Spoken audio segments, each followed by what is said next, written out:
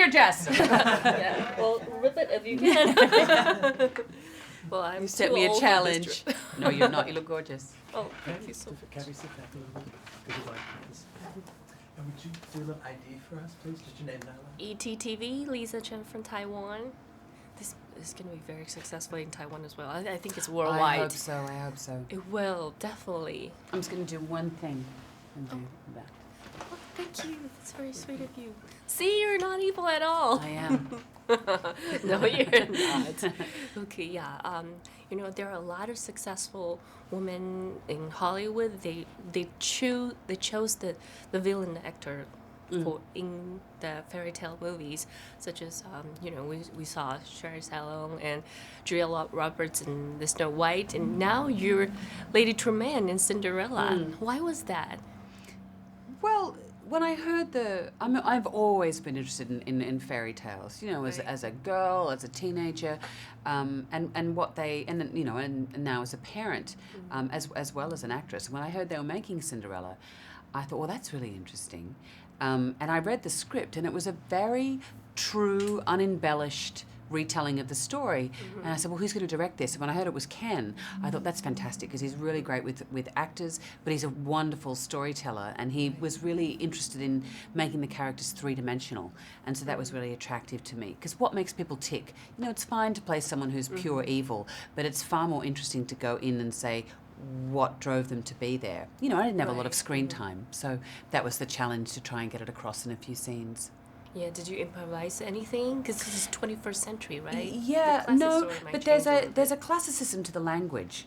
I think, you have to accept that there's a social architecture that keeps Cinderella and Lady Tremaine and the stepsisters and the prince. There's a social order, and we keep trying to tear those things down in modern society. So the storybook world had to contain that architecture. So the language was quite set. But we talked a lot about the script and all the characters, and so we had their inputs as actors. Right. I love the dresses in the films, especially Lady Tremaine's. I think it's very beautiful. I know you did some of the design, right? Look, you always put your 2 cents in, and Sandy was a great person to work with, because she gives you all these extraordinary silhouettes to inhabit, and she's so bold with color.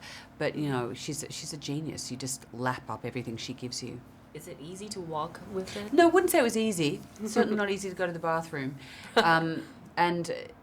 Yes, but it does absolutely. You have to. The fittings are really important, because you had to learn the limitations, like how some of the fittings, like at the ball, I was saying I really want what are called ballet arms, like the ballet dancers have, so that they can move their arms up. Right. So I needed to say, in this scene, I want to be really mobile. So can we make the dress that way? So she was very collaborative from that sense. Oh, wow.